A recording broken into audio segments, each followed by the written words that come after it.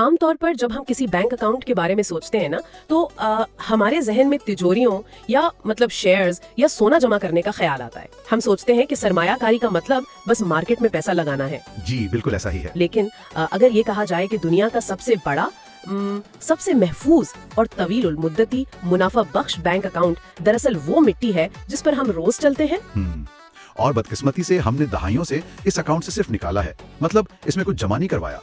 روایتی زراعت نے مٹی کو بس ایک بے جان فیکٹری سمجھ لیا ہے جہاں بس بیج پھینکو, کیمیکل ڈالو اور فصل کاٹ لو. جی بالکل. اور اسی سوچ نے دراصل زمین کو اندر سے کھوکھلا کر دیا ہے. بالکل صحیح کہا آپ نے. اور آج کے اس گہرے جائزے میں ہم اسی فرسودہ سوچ کو ڈی کوڈ کرنے والے ہیں. آج ہم جے کیو گلوبل ایگریکلچر کی جانب سے تیار کردہ ایک انتہائی شاندار تحقیقی کام soil fertility and crop yield guide 2026 کا تجزیہ کر رہے ہیں. ہمارا مقصد دراصل یہ سمجھنا ہے کہ کسان اپنی زمین کو محض ایک رقبے کے بجائے ایک منافع بخش اور دیرپا اثاثے میں کیسے بدل سکتے ہیں. تو چلیں اس بات کی گہرائی میں چلتے ہیں. اور اس گفتگو میں ہم صرف یہ نہیں بتائیں گے کہ کھاد کب اور کتنی ڈالنی ہے, ہم اس کی بنیادی سائنس پر بات کریں گے کہ ایسا کیوں ہے. بالکل. ہم مٹی کے اندر ہونے والے ان پوشیدہ سائنسی اور کیمیائی عوامل کو سمجھیں گے جو ہر سال پیداوار کا تعین کرتے ہیں. کیونکہ دیکھیں, جب تک بنیادی سائنس سمجھ نہیں آئے گی نا, کسان اپنا پیسہ اور زمین دونوں ضائع کرتا رہے گا. صحیح. اب ہم اگلی سلائیڈ کی طرف بڑھتے ہیں جس کا عنوان ہے J Q global agriculture and guide introduction. تو یہ گائیڈ دراصل ایگرونومی ایکسلنس سیریز کا حصہ ہے جسے جناب محمد جاوید قمر, جو کہ ایک مایہ ناز سینئر سوئل سائنٹسٹ اور ایگری کنسلٹنٹ ہے, انہوں نے پیش کیا ہے. جی, اور یہاں میں یہ واضح کر دوں کہ یہ محض کوئی عام سی پریزنٹیشن نہیں ہے, مطلب یہ کسانوں کے معاشی مستقبل کا ایک مکمل نقشہ ہے. بالکل, ایک روڈ میپ ہے. اب ہم اگلی سلائیڈ کی طرف بڑھتے ہیں جس کا عنوان ہے the foundation physical properties of soil. ہم ہمیشہ سنتے ہیں کہ فلانی زمین ریتلی ہے, فلانی چکنی ہے, لیکن جاوید قمر صاحب کی اس ریسرچ میں طبعی خصوصیات کو اتنی اہمیت کیوں دی گئی ہے؟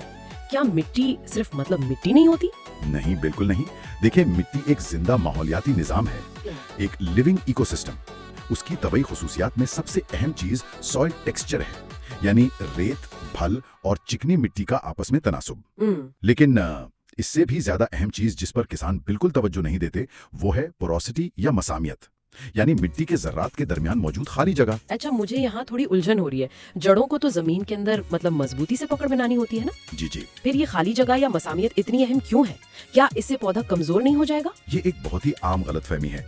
دیکھیں, پودے کی جڑیں بھی انسانوں کی طرح سانس لیتی ہیں. اس عمل کو ریسپیریشن کہتے ہیں. اچھا. اگر مٹی میں مسامیت نہیں ہوگی اور مٹی کے ذرات بالکل ایک دوسرے سے جڑے ہوں گے تو وہاں ہوا کے گزرنے کا راستہ یعنی ایریشن بالکل نہیں ہوگا, اور جب آکسیجن نہیں ملے گی تو جڑوں کا سانس لینا ناممکن ہو جائے گا. اوہ, تو مطلب دم گھٹ جائے گا ان کا؟ بالکل. اب آپ سوچئے, کسان اوپر سے دنیا کی مہنگی ترین کھاد ڈال رہا ہے لیکن نیچے جڑ کا آکسیجن نہ ہونے کی وجہ سے دم گھٹ رہا ہے. وہ خوراک کیسے جذب کرے گی؟ وہ تو مر رہی ہے. تو ساری کھاد ضائع ہو گئی. 100% ضائع ہو گئی. یعنی اگر جڑ کا گلا گھٹا ہوا ہے تو ساری کھاد, سارا پانی بیکار ہے. یہ بات تو سیدھی کسان کی جیب پر اثر انداز ہو رہی ہے. اب ہم اگلی سلائیڈ کی طرف بڑھتے ہیں جس کا عنوان ہے chemical properties and organic matter. جب ہم مٹی کے سانس لینے اور اس کی بناوٹ کی بات کرتے ہیں تو ایک اور لفظ بار بار سامنے آتا ہے, یعنی کیمیائی خصوصیات اور خاص طور پر پی ایچ لیول. میں نے اکثر سنا ہے کہ پاکستان کی زمینیں بہت اساسی یا الکلائن ہیں. اس کا فصل سے کیا تعلق ہے؟ پی ایچ کو آپ زمین کا ماسٹر سوئچ سمجھ سکتے ہیں. یہی وہ کنٹرولر ہے جو فیصلہ کرتا ہے کہ مٹی میں موجود کون سی خوراک پودے کو ملے گی اور کون سی لاک یعنی بند ہو جائے گی. اچھا. ہماری زیادہ تر مقامی زمینیں اساسی یا الکلائن ہے, جس کا مطلب ہے کہ ان کی پی ایچ زیادہ ہے.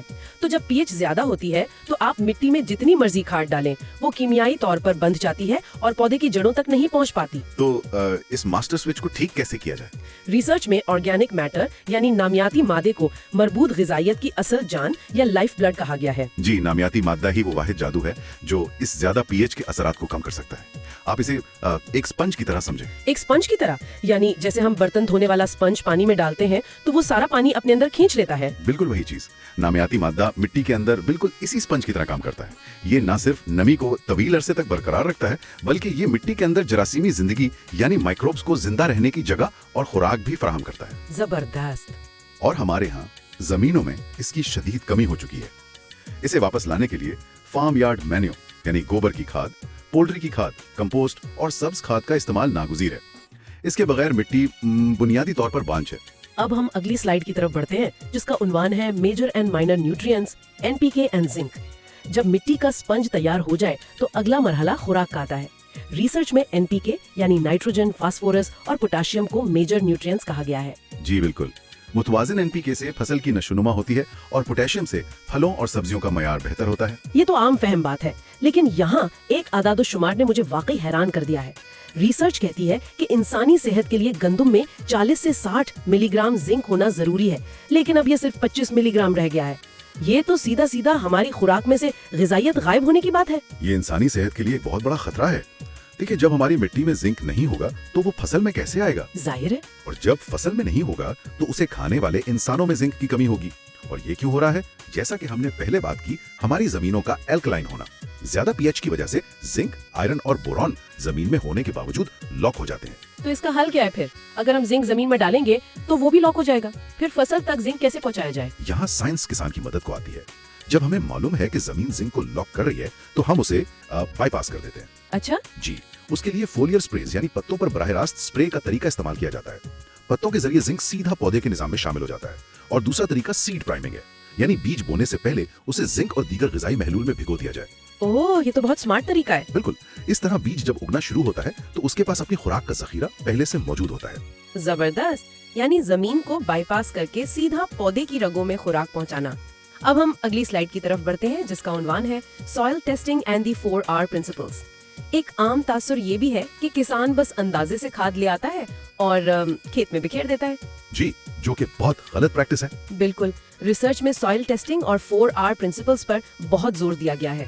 میں اگر ایک روایتی سوچ رکھنے والے کسان کی جگہ خود کو رکھوں تو میں سوچوں گی کہ ٹیسٹ کروانے میں خواہ وقت ضائع ہوگا، میرے باپ دادا بھی تو بغیر ٹیسٹ کے کھاد ڈالتے تھے، یہ ٹیسٹ اتنی بڑی تبدیلی کیسے لا سکتا ہے؟ یہ سوچ ہی زراعت کو لے ڈوبی ہے۔ بغیر مٹی کا تجزیہ کروائے یعنی سوئل ٹیسٹ کے بغیر کھاد ڈالنا بالکل ایسا ہے جیسے کسی مریض کو مرض کی تشخیص کے بغیر محض اندازے سے کوئی بھی بھاری دوا کھلا دی جائے۔ اور اگر دوا غلط ہو تو مریض کا ریاکشن ہوتا ہے۔ بالکل، اور کسان کے معاملے میں یہ ریاکشن اس کی جیب پر ہوتا ہے۔ یہ پیسے کا سراسر ضیاع ہے۔ ضلعی لیبارٹریوں سے ٹیسٹ کروانے کے بعد ہی کسان کو 4R اصولوں پر عمل کرنا چاہیے۔ اور یہ 4R اصول کیا ہیں؟ یعنی رائٹ سورس اینڈ ریٹ، مطلب کون سی کھاد اور کتنی مقدار، رائٹ پلیس یعنی جڑوں میں جذب ہونے کے لیے درست جگہ، اور رائٹ ٹائم یعنی فصل کی نشو و نما کے اہم مراحل پر استعمال۔ اگر ان میں سے ایک بھی چیز غلط ہو گئی نا تو کھاد اپنا اثر کھو دے گی۔ صحیح، اب ہم اگلی سلائیڈ کی طرف بڑھتے ہیں جس کا عنوان ہے avoiding fertiliser misuse and adulteration. اور یہاں ایک انتہائی دلچسپ موڑ آتا ہے۔ مجھے یاد ہے ریسرچ میں یوریا کے ضائع ہونے کی بہت سائنسی وضاحت کی گئی تھی۔ ہم عموماً دیکھتے ہیں کہ کسان ریتیلی زمین میں پانی لگاتا ہے اور اوپر سے یوریا پھینک دیتا ہے، یہ سمجھتے ہوئے کہ پودے کو نائٹروجن مل گئی، لیکن اصل میں وہاں کیا ہو رہا ہوتا ہے؟ وہاں دو انتہائی خطرناک عمل ہو رہے ہوتے ہیں۔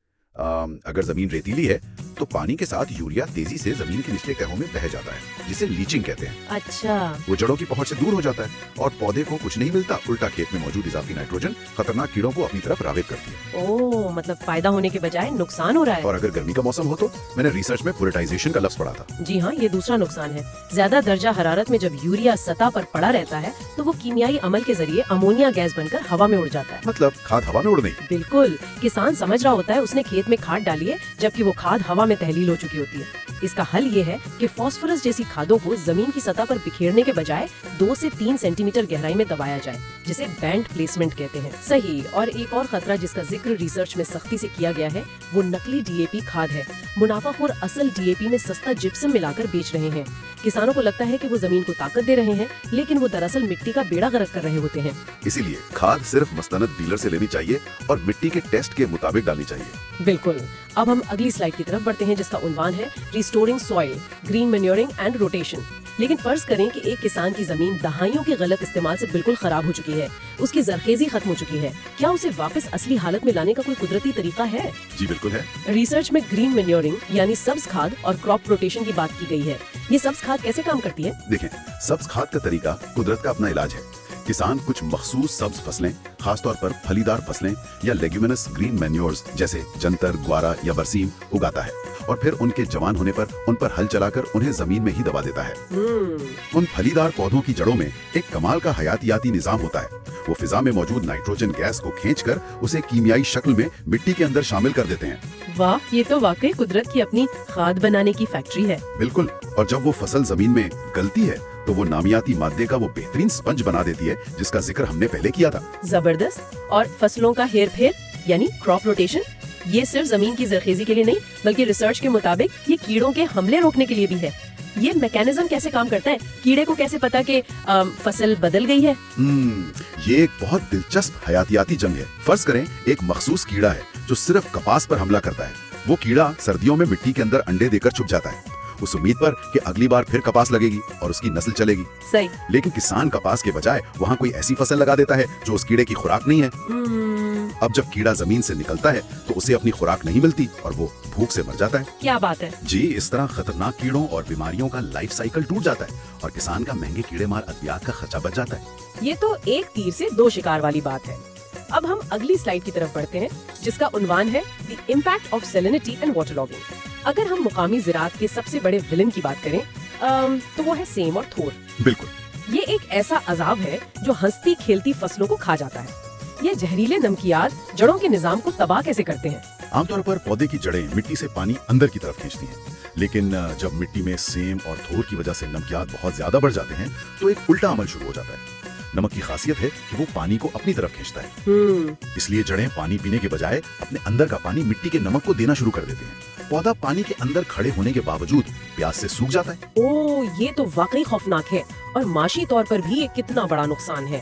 گائیڈ کے مطابق کل روٹھی یعنی سلائن زمینوں میں روایتی کھادوں کا اثر اتنا کم ہو جاتا ہے کہ کسان کو مجبوراً اپنی NPK کھاد کی مقدار میں 25% لازمی اضافہ کرنا پڑتا ہے۔ جی، جو کہ کسان پر ایک بہت بڑا بوجھ ہے، اور اس کی بڑی وجہ ٹیوب ویل کا کھارا پانی بھی ہے جو مسلسل خطرناک نمکیات جمع کر رہا ہے۔ بالکل، اور دوسری طرف مسلسل پانی کا کھڑا رہنا یعنی واٹر لاگنگ ہے جو وہی دم گھٹنے والی صورتحال پیدا کرتا ہے جس پر ہم نے شروع میں بات کی تھی۔ جی، جڑوں کے سانس لینے کا عمل مکمل رک جاتا ہے۔ اب ہم اگلی سلائیڈ کی طرف بڑھتے ہیں جس کا عنوان ہے ریکلیمنگ سیلائن سوئلز۔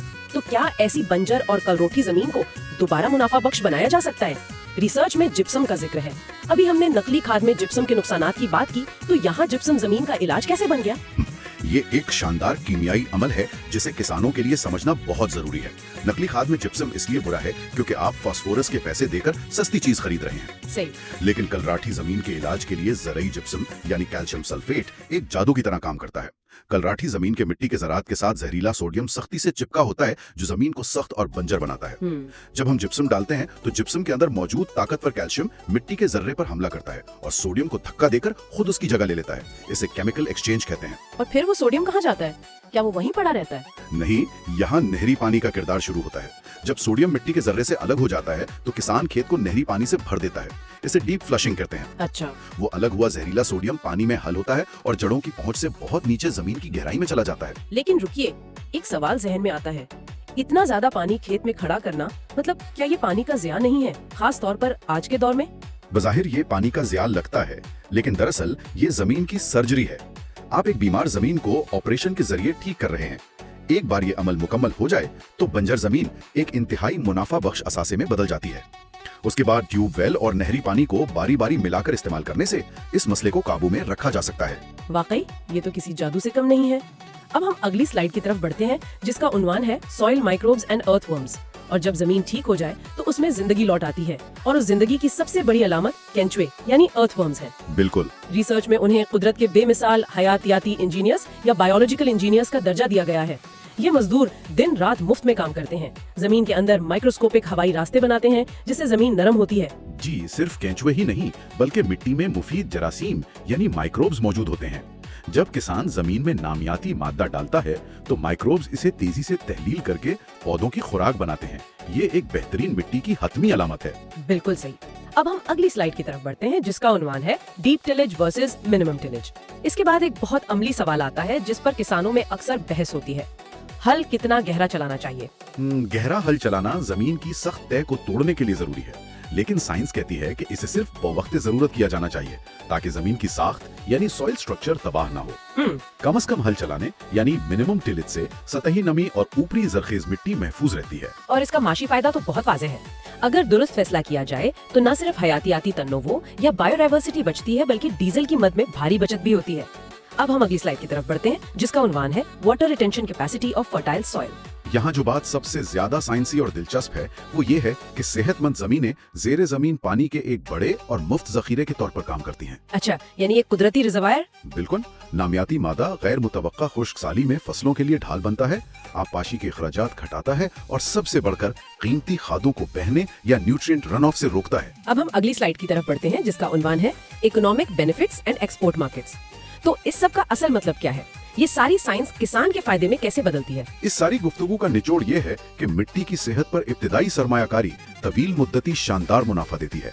खाद के दुरुस्त इस्तेमाल से माली नुकसान का खात्मा होता है। और गाइड के मुताबिक बागबानी की आला पैदावार किसानों को सीपैक के मुनाफा बख्श बरामदी जोन्स या एक्सपोर्ट मार्केट्स तक रसाई देती है और आबाई जरी जमीन की मालियत तेजी से बढ़ाती है। बिल्कुल ऐसा ही है। अब हम आखिरी स्लाइड की तरफ बढ़ते हैं, जिसका उन्वान है modern take and agricultural advisory. इस मंजिल तक पहुंचने के लिए आज की ज़राअत जदीद टेक्नोलॉजी से लैस है। जी हाँ, digital soil mapping, drone technology के जरिए माइक्रो न्यूट्रिएंट के तेज तरीन स्प्रे और दुरुस्त मिकदार में खाद के इस्तेमाल यानी प्रिसीजन फार्मिंग पर अब काम हो रहा है और टोल फ्री हेल्पलाइंस के जरिए माहिराना मुशावरत हर वक्त दस्तयाब है। जबरदस्त। ज़राअत की इन जदीद तरीन मालूमात से जुड़े रहने के लिए सुनने वालों को JQ ग्लोबल एग्रीकल्चर को सब्सक्राइब करना चाहिए। मजीद फार्म की मशावरत और रहनुमाई के लिए हमारे माहिर मुशीर जनाब मोहम्मद जावेद कमर साहब से राब्ता किया जा सकता है। राब्ते की तफसीलात नोट फरमा लें। वेबसाइट www.jqglobal.official.com विजिट करें या व्हाट्सएप नंबर +923499841886 पर राब्ता करें। इससे पहले कि हम इख्तिताम करें, मैं अपनी गुफ्तगू एक गहरे ख्याल पर खत्म करना चाहूंगा। जी जरूर। जदीद इंसान ने आसमानों को छूने वाली मशीनें तो बना ली, लेकिन हमारे कदमों के नीचे मौजूद ये खामोश मिट्टी अपने अंदर मौजूद अरबों माइक्रोब्स के साथ दुनिया की सबसे पेचीदा और जदीद टेक्नोलॉजी है। क्या ये हैरत की बात नहीं कि आलमी फूड सिक्योरिटी का पूरा मुस्तकबिल इस नजर न आने वाले जेरे जमीन निजाम की सेहत पर मुनहसर है? इस बारे में जरूर सोचिएगा। बहुत ही शानदार बात कही आपने। मुझे यकीन है कि आज के इस गहरे जायजे के बाद किसान अपनी मिट्टी को अपना सबसे कीमती बैंक अकाउंट समझेंगे, जिसमें सरमायाकारी तवीनुल मुद्दती मुनाफे की जमानत है। आज के लिए इतना ही। अपना बहुत ख्याल रखिएगा।